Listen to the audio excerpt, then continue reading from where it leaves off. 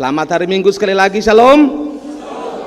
Bapak Ibu Saudara yang terkasih dalam Tuhan, karena anugerah Tuhan Yesus kita bertemu lagi dalam ibadah Minggu pagi ini dengan bacaan yang saya pikir telah digumuli baik oleh Majelis Sinode. Dalam leksionari kalian dari bacaan hari ini kita akan benar-benar bergumul bersama Tuhan dalam catatan Injil Lukas 5 ayat 1 sampai 11 dengan tema bertolaklah lebih ke dalam. Saya mulai dengan kesimpulan untuk tema ini.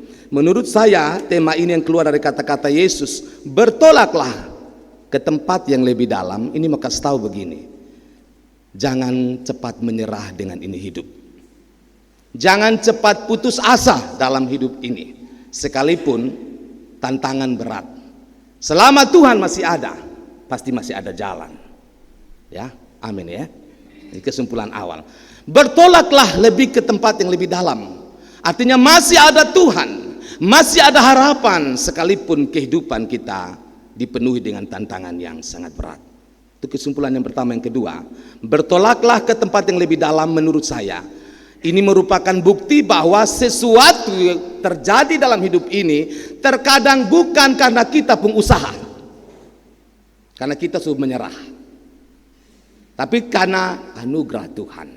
Jadi dua hal ya, bertolaklah ke tempat yang lebih dalam. Maka kasih tahu untuk kita, jadilah manusia Kristen yang jangan cepat putus asa, sekalipun keadaan itu buat kita putus asa.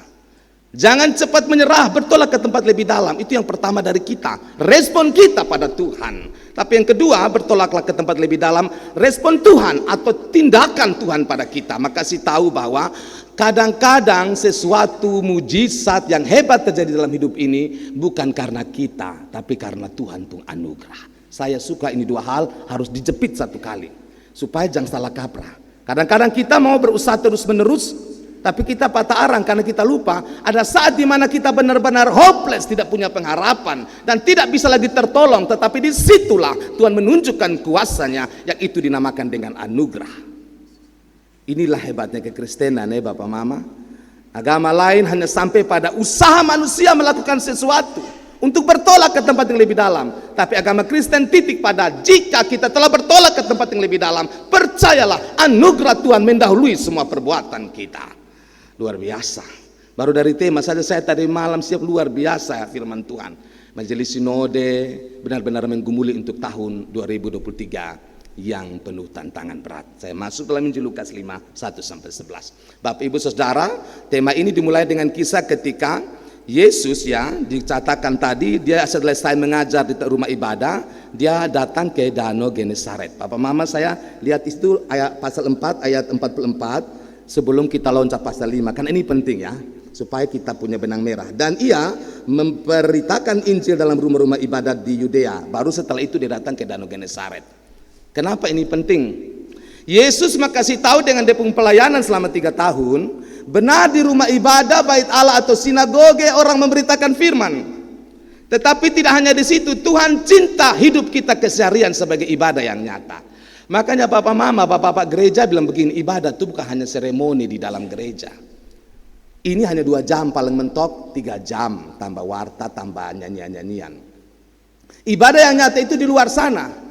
Tuhan ada di rumah ibadah, percetakan tadi di Yudea, tapi dia juga ke Danau Genesaret, tempat di mana Petrus dan kawan-kawan ada cari ikan. Ini penting karena kadang-kadang kita terjebak dalam ajaran yang namanya dualisme. Apa itu?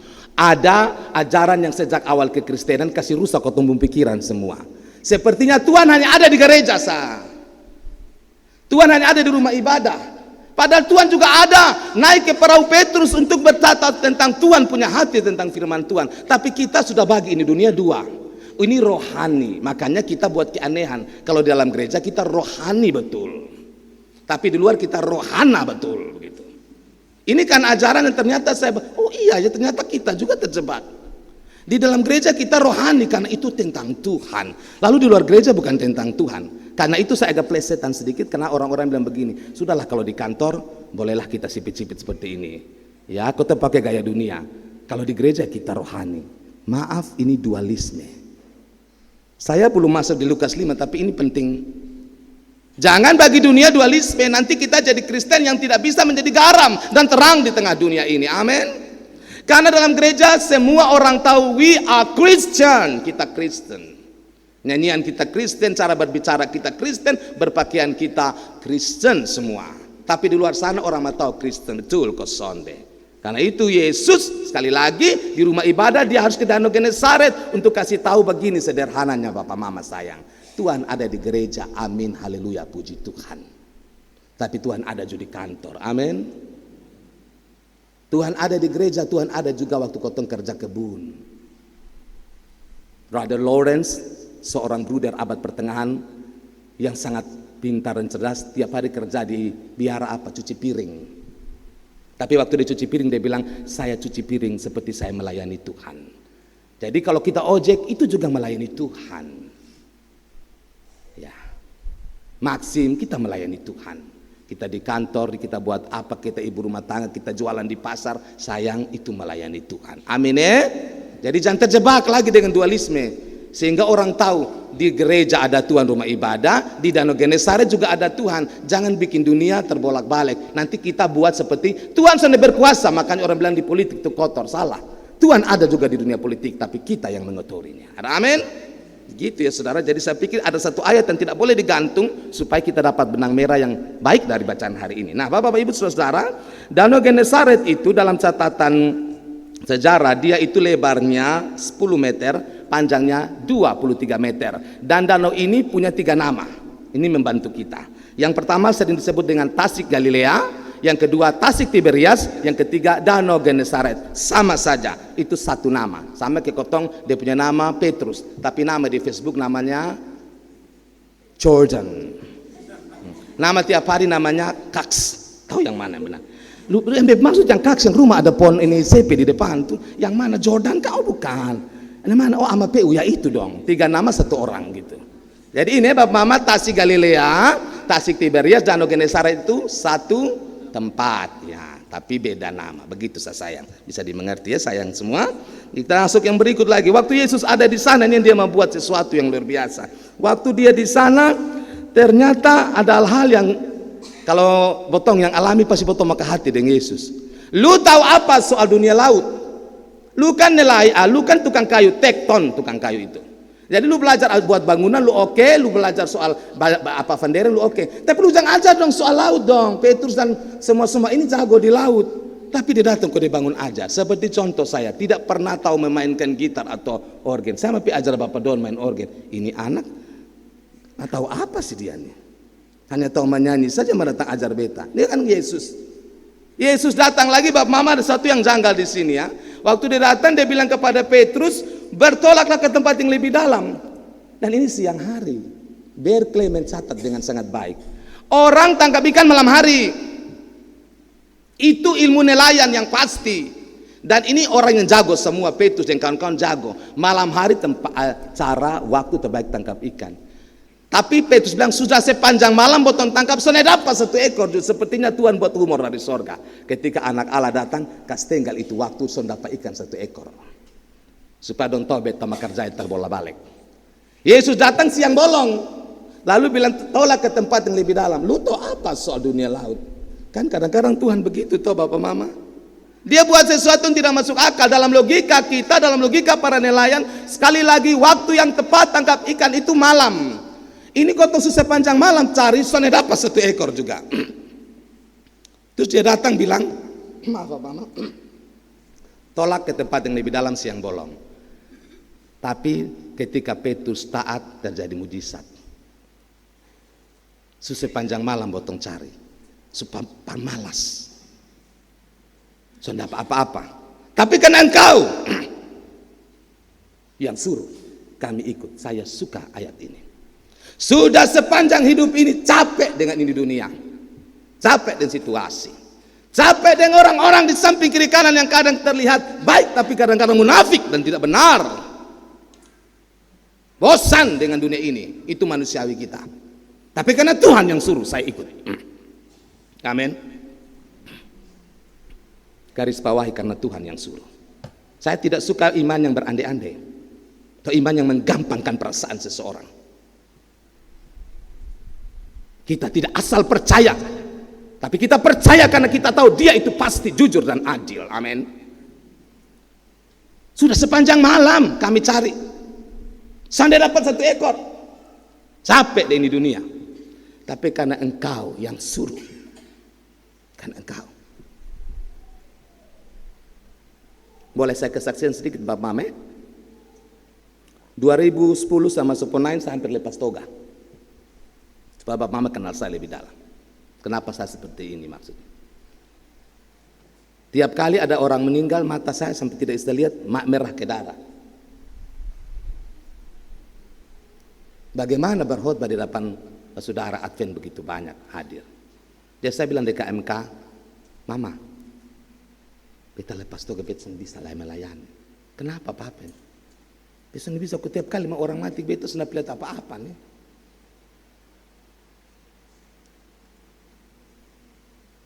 Tapi inti cerita itu lari seperti ini. Tapi karena Tuhan, dia masih mempertahankan ini hidup. Kalau situasi sudah bisa. Amin. Kalau situasi sudah bisa. Tapi karena Tuhan kamu yang suruh. Dan kau bermain Tuhan luar biasa. Humor kelas tinggi. Saya kesaksian pribadi. Saya tidak bisa melihat dipakai berkhotbah sampai di depan para pembesar, di depan orang-orang cerdas di kampus. Malu saya dengan diri saya. Tapi Tuhan sepertinya dia bilang bikin humor. Lu sudah bisa kan? Jadi beta pakai dulu. Jadi saya mengerti. Saya sebab Mama bisa mengalami ini dan mengerti. Sudah sepanjang malam. Potong cari ikan, potong ali tiap tahun, potong tiap hari, pasti ada dapat 5-7 ekor. Dia sudah dapat 1 juga. Tapi Tuhan yang suruh toh. Nah kita buat. Saya penegasan ini karena ini penting. Saya yakin kita tidak usah berpura-pura dalam iman kita. Ada waktu kita jadi sangat lemah. Bahkan menginjak gereja saja malas. Mendengar firman Tuhan muak. Dengar pengkhotbah, omong kosong, lu ngomong apa di YouTube sana? Lu omong kosong, lu omong firman enak-enak, lu ndak tahu bepe hidup begini berat, lu ndak tahu bepe hidup. Tapi hari ini jangan titik situ saudara, amin. Hari ini kita koma, tapi karena Tuhan masih percaya, karena Tuhan yang suruh, karena Tuhan yang berkasih karunia, maka saya ikut.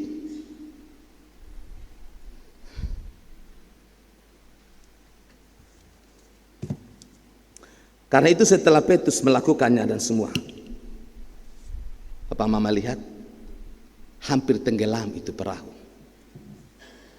Lihat dia perbandingan. Tadi 1 ekor 0 kebawa, soalnya dapat. Tapi ketika Tuhan suruh tolak tempat yang lebih dalam. Lalu Petrus bilang, karena lu yang suruh ya, karena Tuhan yang suruh, saya ikut. Dr. Lukas yang cerdas menulis dengan sangat cantik. Dan punya perahu hampir tenggelam. Kita baca di bagian ayatnya yang ke-7. Lalu mereka memberi isyarat kepada teman-temannya di perahu yang lain supaya mereka datang membantunya, dan mereka itu datang, lalu mereka bersama-sama mengisi kedua perahu itu dengan ikan hingga hampir. Saudara lihat permainan kata di sini. Ini dokter yang tulis ya. Penulis Lukas ini dokter Lukas. Pasti pintar sekali. Dia kasih tahu tadi tanpa Yesus 0. Sekarang dengan Yesus perahu hampir tenggelam. Ini maka itu apa sayang? Kalau Tuhan berkati kita soalnya sepotong-sepotong. Ada amin. Boleh lu tepuk tangan untuk Tuhan? Tuhan berkati Bapak Mama dan saya soalnya sepotong-sepotong. Makanya perjanjian lama bilang begini, ketika Tuhan memulihkan Sion, kita seperti orang-orang yang bermimpi. Ini mimpi kok kenyataan. Soalnya pernah sangka beta mantan tukang ojek jadi bos besar sekarang. Soalnya pernah sangka beta anak suka onar-onar jadi pendeta. Soalnya pernah sangka itu pemalu-pemalu sekarang jadi pembesar. Tidak pernah sangka. Itu yang Tuhan mau buat. Hampir tenggelam perahu itu. Maka percayalah pada Tuhan. Jangan dengan setengah hati, tapi dengan sepenuh hati. Jangan ada ilah lain di dalam diri kita yang coba bersaing dengan Tuhan. Karena kita tidak akan merasakan hidup dalam kelimpahan. Amin. Luar biasa ini ayat. Jadi ketika Papa Mama sayang kalau baca Alkitab, tolong jeli baca dari ayat, jangan sambil lalu. Itu yang namanya firman Tuhan itu berkuasa kalau kau baca dengan hati, dengan iman. Tapi kalau tahulah ini perumpamaan, domba yang hilang, anak yang hilang, pantas tidak dapat apa-apa. Itu rumus ya. Saya sering ngomong kalau homiletika, pembinaan khotbah di majelis-majelis yang sederhana di Amaraci, saya bilang kadang-kadang kelemahan kita para pelayan termasuk pendeta dong, terlalu sok pintar baca Alkitab. Oh, perempuan anaknya hilang, su tahu kan, su pernah khotbah 5 tahun lalu. Jadi engkau ke khotbah, makanya sudah ada gregetan. Amin. Padahal ini ayat hanya bilang perahu hampir tenggelam. Saya sudah bicara banyak. Jadi firman Tuhan sebelum saya lanjut harus dihargai. Kalau tidak dihargai, dia tidak bicara pada kita. Jadi yang salah bukan firman Tuhan, kotong yang terlalu anggap enteng. Ya, jadi mari belajar menghargai firman Tuhan. Jangan langsung sok pintar. Su tahu, oh su baca, su pernah baca, pernah khotbah. Pantas tidak dapat apa-apa dari firman Tuhan. Jadi lihat, ada Tuhan bekerja, pasti tapoa. Jangan ragu ya. Beda dari manusia kalau kerja. Setengah-setengah. Habis setengah dia mengeluh tambah dan kotong. Iya dong? Kalau sana mengeluh tambah, nanti dia balik belakang, hilang terus begitu. Tete manis sana begitu. Tapi saya masih tetap ini ada poin penting. Kadang-kadang Bapak Mama seperti perkataan Petrus, botong suka kerja keras, tapi son ada hasil. Ini saya perlu jujur dengan hidup ya, apalagi 2023 yang berat. Kadang-kadang Bapak Mama ada 2 hal penyebab kita mendapat pergumulan berat dalam hidup ini. Bapak Mama, Saudara, kita benar-benar meresapi supaya jangan kita menyalahkan diri sendiri. Ada pergumulan yang datang dari luar. Saya kasih contoh, kalau kita bicara soal kemiskinan, jangan hanya omong itu orang dengan canda dengan cara menghina. Lu dari dulu hanya miskin saja lu pun keluarga. Bisa saja karena dia ada dalam rentetan keluarga yang terlilit hutang berat. Papanya suka hutang, datang anak suka hutang, datang cucu suka hutang, pantas dia terlilit di situ. Jadi perlu dipangkas yang ini. Amin. Itu bisa karena itu. Tapi yang kedua karena dia ada dalam sistem di mana orang-orang yang punya banyak rakus ambil semua dan ini tidak dapat apa-apa. Diperas ya, seperti yang Petrus bilang. Bukan kerja, botol kerja keras, bukan duduk pangkok kaki, tapi kepentingan ini dunia kau tahu dapat apa-apa. Jadi kalau kita omong harus realistis. Ada masalah yang kita dapat karena dari luar yang bikin kita. Makanya Tuhan Yesus ketika dia bicara contoh soal kemiskinan, dia bilang dengan para murid, orang-orang miskin selalu ada padamu. Jadi kamu punya tanggung jawab karena ada sistem dalam dunia yang rusak, yang jatuh dalam dosa ini, yang membuat orang benar pun terjebak. Akhirnya frustrasi seperti Petrus. Bukan botong pangku tangan papa sepanjang malam botong bekerja tapi sudah apa-apa. Saya agak miris dan empati. Orang ojek sampai terbakar di luar sana hanya untuk dapat 20.000. Orang tua-tua di tempat parkiran hanya dapat 2.000. Tapi kadang ada juga makasih bangun kau mengomel. Kalau jaga motor, beb motor tadi lihat kok sonde. Tolonglah pakai perasaan. Ada amin? Hanya kasih 2.000 saja, mungkin itu bisa kau dikumpul-kumpul bantu beli susu kasih depo anak. Kau bangun mengomel di situ lagi. Ini kita yang punggaya kadang begitu. Kasihan kan dia terjebak. Mungkin karena tidak tamat SD. Mungkin karena datang dari desa sana kerja apa? Dari pagi sampai malam berdiri di situ. Saya lebih suka kalau seperti orang, saya bercakap-cakap. Dulu-dulu masih di Ponaisan datang di Oso ada anak-anak muda jual jagung, saya tanya-tanya, kakak dari mana? Gini-gini. Jadi lihat dia sebagai manusia dong. Jangan betul pikir batu kayu di kotompung depan. Ada amin?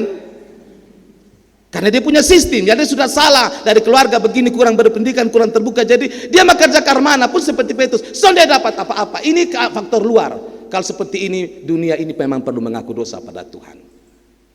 Yang lain begitu makmur, petik jari saja masuk di kantong puluhan juta, fulusnya banyak. Yang lain terbakar di sana, pulang istri anak sampai sudah dapat makan di rumah.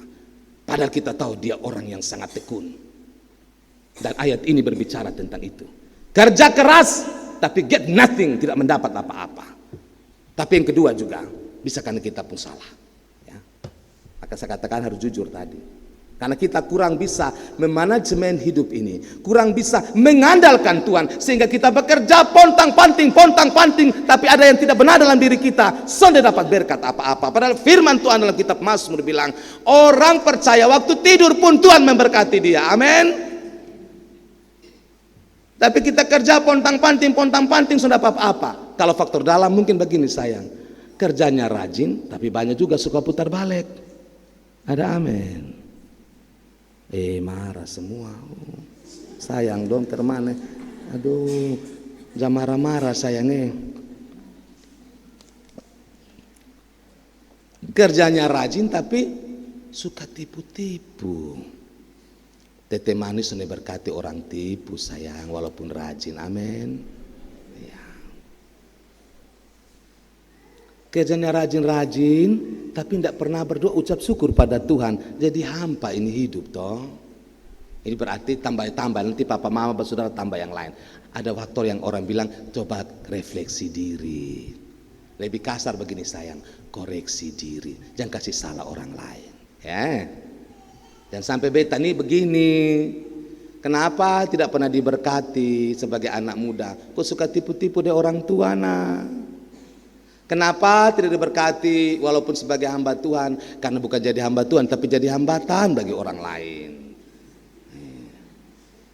Begitu. Nah tambah yang lain sayang supaya ketong mengerti jadi orang Kristen itu harus jujur. Jangan masalah langsung masparak orang lain di sana. Lihat juga dengan diri sendiri. Tetapi kalau lihat diri sendiri dan ternyata benar kita telah bergumul sama Tuhan, ini mungkin faktor luar karena ini dunia bukan surga, jadi selalu ada kekacauan di luar sana. Ya sudah belajar berserah pada Tuhan Yesus, toh? Dia pengunci di situ. Lanjut yang berikut Bapak Ibu Saudara. Tadi setelah mujizat itu terjadi, ini Bapak domba kasih isyarat. Mari perahu yang di sebelah sana, kawan dong mari. Ini ikan terlalu banyak. Perahu hampir tenggelam. Ini kau dapat apa dari sini Bapak Mama? Kalau saya boleh bantu seperti ini. Orang yang terima mujizat Tuhan, yang terima kemurahan Tuhan, dia pasti akan bermurah hati pada orang lain. Amin. Itu. Dalam Injil Matius pasal 5 Yesus bilang berbahagialah orang yang murah hatinya karena mereka akan beroleh kemurahan. Jadi setelah Tuhan menyatakan kemurahan hati pada kita, kita juga murah hati pada orang lain. Jangan seperti hamba yang jahat itu, papa mama bersaudara. Soalnya bisa bayar hutang kalau dihitung triliun, tuannya bilang lu deh lupa istri anak gade sekarang. Gade istri anak dengan dia justru bisa bayar hutang. Akhirnya tuannya kasihan, majikannya bilang lunas. Lunas.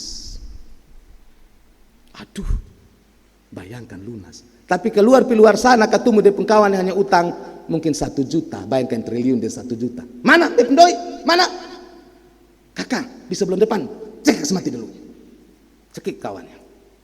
Algojo pegang lihat. Aduh, manusia tidak tahu diri. Potong pilapo dembak Tuhan, majikan. Tuhan, itu hamba yang kemarin yang Tuhan dia bilang dia mau gade dia istri anak semua sudah bisa berutang. Tuhan kasih lunas kan? Ya. Lihat di luar sana, dia pun kawan hanya utang 1 juta, dia cek kasih mati. Oh bawa dia, bawa sini. Dalam cerita itu saya sederhanakan, Yesus bilang apa? Siksa dia. Lu dapat banyak kasih karunia, tapi lu begitu judas dengan orang lain. Tidak punya empati dengan orang.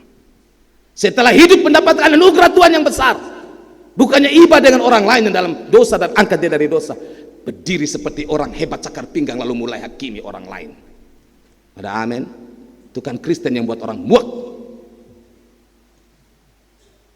Justru Yesus bilang setelah kita mendapatkan anugerahnya, kita bagi dengan orang lain karena kita tahu hidup dalam Tuhan terlalu indah.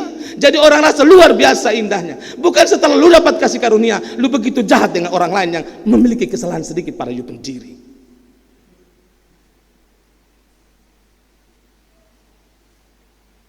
Dosa kebuak besar Tuhan ampuni. Tapi orang lain punya salah sedikit, hitung sampai puluhan tahun.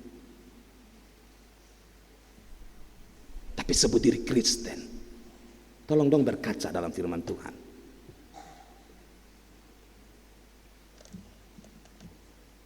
Saya omong ini karena sebenarnya saya ngomong diri saya. Setelah jadi pendeta dan dapat anugerah, sebenarnya lebih ibadah dari orang lain yang bergumul dengan dosa. Bukan membenarkan dosanya, tolong dia supaya jangan terus berdosa. Amin. Botong tahu, botong pun dilunas. Jadi botong tolong orang lain yang pernah dalam pergumulan berat. Saya pernah sebelum mutasi ke sini di Baun, jalan-jalan masuk ke sini, apa namanya lupa tempatnya, KPI di situ. Saya langsung habis khotbah saya kritik ini, maaf ya, penyanyi-penyanyi dan worship leader. Ini lagu-lagu rohani yang dulu di Elizabeth sering dinyanyikan, model begini. Walau sana sini situ pusing, semua orang susah, tetapi engkau kan tetap tertawa. Begitu. Halo, saya bilang maaf ya, tolong jangan nyanyi ini lagu lagi kalau tidak kelainan jiwa. Suara Anda bagus tapi Anda punya teologi harba biru. Masa Kristen bilang begini, walau sana situ pusing, lagi stres, lagi sakit, yang penting aku kan tetap tertawa. Halo, lagu Kristen tolong nyanyi pikir-pikir, kalau kata-kata sudah masuk akal, hapus. Amin. Masa si Kristen ajar orang tua ada susah di situ, tetangga ada susah, yang penting aku kan tetap tertawa. Gitu. Aduh, celaka 13 teologi ini lagu. Makanya minta maaf Bapak Mame, tolong kalau kita pilih-pilih lagu yang kalau misalnya KKPI atau ya begitu dong, tolong lihat dari teologi. Jangan asal comot, kan ada lagu yang tidak ada landasan teologi yang bagus. Coba lupa yang di ICU sana. Orang ada bergumul dan mati bilang, walau sana situ mau meninggal, penting aku kan tetap tertawa. Langsung ke rumah sakit jiwa, bilang bawa ke rumah sakit jiwa di sana. Itu baru ketawa. Ada amin. Jadi setelah luput kapal ada ikan bagi dan kapal lain. Amin toh. Dan kalau begitu nanti pulang lihat mukanya, boleh 60 tahun tapi cerah ceria, cantik. Karena penuh kemurahan hati. Tapi yang sana begini, walaupun baru umur 23, bottom mama 53 lebih cantik dari dia. Karena amin toh? Gitu, masuk akal gitu. Ya. Yang berikut Papa Mama yang terakhir pergilah daripadaku, kata Petrus. Ayat 8b, Tuhan pergilah daripadaku karena aku ini seorang berdosa. Ini sangat penting. Setelah melihat mujizat Tuhan, setelah melihat Tuhan pungkarya sampai perahu hampir tenggelam, padahal tadi sudah dapat 1 ekor, Petrus sadar dia bukan orang biasa. Totong ahli dalam hal kelautan, ahli dalam hal menangkap ikan. Tapi sepanjang malam sudah apa-apa, dia datang bilang bertolak ke tempat yang dalam. Perahu hampir tenggelam. Tidak ada manusia yang buat ini. Maka Petrus tiba-tiba sadar, saya tidak berhadapan dengan manusia biasa. Saya berhadapan dengan Tuhan. Saya mau bawa Bapak Mama dalam momen ini. Masihkah kita tergetar waktu dengan nama Yesus? Jawab di hati. Masih? Atau dia pun nama sama kayak biasa saja? Masihkah kita tergetar ketika orang bilang Yesus Kristus? Yesus Kristus Tuhan. Masih tergetar atau anggap dia nama sama kayak nama artis-artis kacangan yang muncul 3 tahun tenggelam, soalnya muncul lain. Hari ini mari kita berkomitmen. Ketika dengar nama Yesus disebut, kita tahu bahwa pada hari ini kita sedang berhadapan bukan dengan manusia biasa, tapi dengan Tuhan. Saya tidak terlalu suka teologi yang terlalu kacangan muncul akhir-akhir ini, dan itu sering dipakai oleh kesaksian para artis yang dari misalnya ini pindah atau artis-artis yang sering diundang-undang. Bapak Mama lihat, dompu anggap Tuhan sama kayak kawan, dompu level. Lihat dompu lagu-lagu. Saya pendeta KPI, saya sendiri dengar itu lagu, tapi saya mau jujur, kita punya lagu yang ini, Kidung Jemaat, NKB, masih dalam makna, hanya mungkin secara kita menyanyikannya. Tapi lihat lagu-lagu sekarang, kalau yang punya sadunya bagus, oke. Tapi ada yang seperti anggap Tuhan, saya pernah dengar dulu waktu musim masih kaset pita, saya beli lagu rohani, jejer di kaset sana. Tapi waktu dengar, sama kayak lagu-lagu pop, dia anggap Tuhan kayak dia pun kawan, dia punya sob. Dulu pun kasih turun Tuhan pun level. Lu pikir Tuhan lu pun selmet yang biasa lu tipu-tipu. Ini karena teologi kemakmuran yang terlalu menggampangkan Tuhan. Makanya tidak seperti Petrus ketika lihat Tuhan, dia baik, dia sahabatmu, tapi ingat dia juru selamat, dia tidak sama dengan kita. Amin. Tidak selevel dengan kita. Masa lagu-lagu anggap Tuhan begini begitu seperti dia pun kawan permainan saja. Soalnya ada rasa hormat. Bapak Mama tahu artis-artis yang terus lagu begitu, lihat kehidupannya. Buang istri, terakhir pindah. Ya karena memang tidak hormat pada Tuhan. Saya pribadi ketika membaca ini pasti Bapak Mama bisa rasa, kenapa sampai Petrus bilang, Tuhan pergilah daripadaku, karena beta ini berdosa. Ini bukan untuk menghukum diri, tapi sadar ini beta lagi di hadapan Tuhan yang baik. Banyak gereja Kristen sekarang tidak tergetar dengan Tuhan karena kita sibuk dengan hal yang lain yang bukan Tuhan.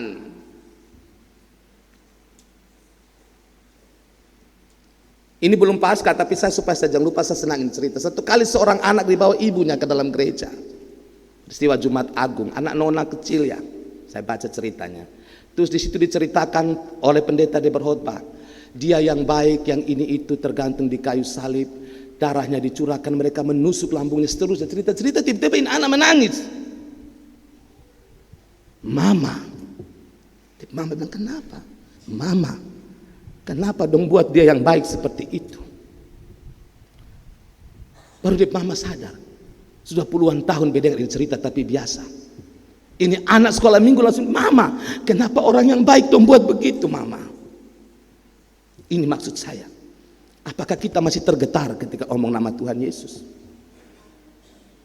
Seperti Petrus, pergilah daripadaku karena aku seorang berdosa. Beta tahu sendiri siapa Tuhan. Betapa hebat mulianya.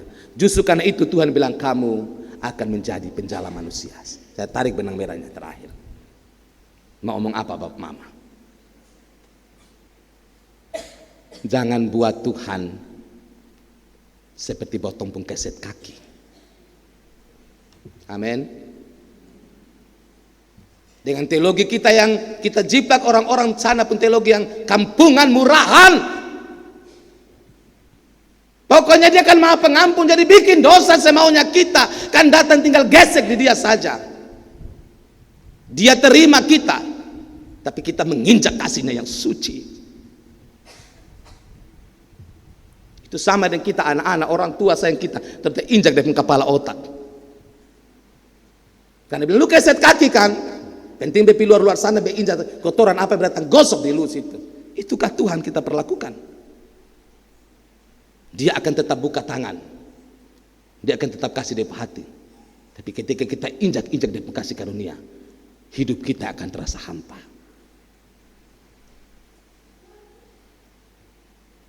Jangan jadikan Tuhan seperti Bonhoeffer bilang, anugerah Tuhan itu murah. Kenapa murah? Karena kita tidak bisa beli dia punya darah di atas kayu salib.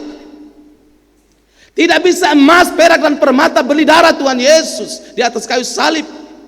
Tapi ingat, anugerahnya bukan murahan.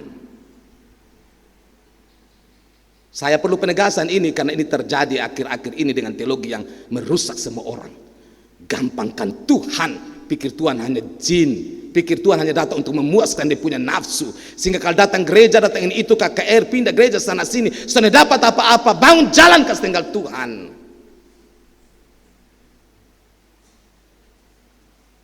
Karena ini jawabannya. Petrus kampungan, Petrus nelayan, tapi dia sadar beta tidak berhadapan dengan manusia biasa. Beta berhadapan dengan Tuhan. Kalau boleh lagi saya simpulkan begini, jangan sampai gereja-gereja termasuk gereja Masih Injili di Timor membuat Tuhan terhilang dari orang pemandangan. Lalu kita sok tampil nomor 1 di situ.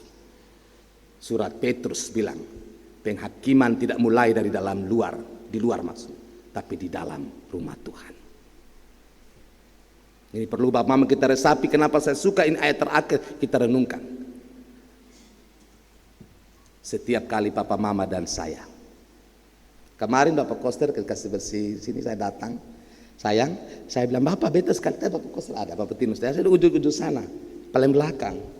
Sekali-sekali mau duduk dong jadi jemaat dengar pendeta, hanya berpura-pura begitu ya, duduk di belakang. Ini jauh ya dari sini.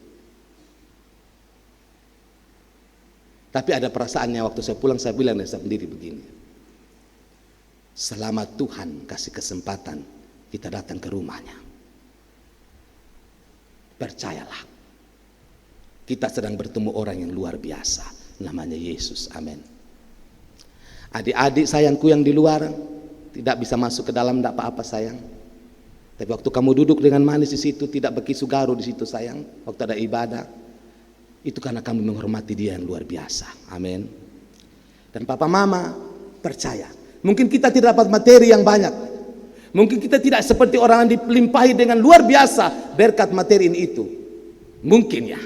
Tapi kalau Tuhan mau, dia bisa, dia Tuhan. Tapi ketika kita bisa duduk seperti ini, jangan anggap ini biasa. kita sedang bertemu dia yang sonde sama dengan kita di sonde sama. Dan karena itu kita pulang menjadi orang luar biasa terberkati di luar sana. Saya sering menegaskan dalam pemberitaan firman, jangan datang gereja untuk melihat orang lain punya salah. Memang kau punya mata dan hati. Jangan datang hanya untuk cari tahu yang sultan yang pernah datang 5 tahun itu, oh ada duduk di ujung sana. Itu bukan tugas saudara, bukan. Atau jangan jadi pendeta sok-sok naik di mimbar begini bilang, oh itu dia, di sana, lu siapa? Mau pakai firman, mau setrika orang. Tapi berdoalah. Hari ini Petrus kasih hikmat. Mantan nelayan ini, mantan orang hanya tahu ikan, ajar potong semua. Termasuk siapapun yang mengaku percaya pada Tuhan, tolong gerakan hati kita ketika melihat Kristus di hadapan kita. Ingatlah, dia sahabat kita, dia hamba Tuhan yang menderita, tapi ingatlah, dia tidak sama dengan kita sampai akhir hidup ini. Dia juru selamat.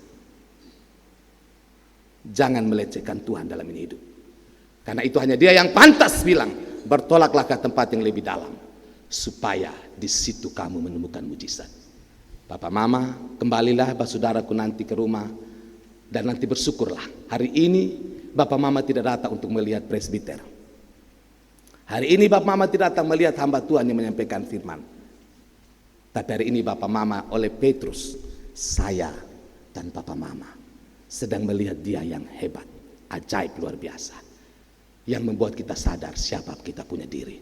Tapi membuat kita lebih bersyukur, yang model begini Tuhan sayang jadi depo anak. Amin.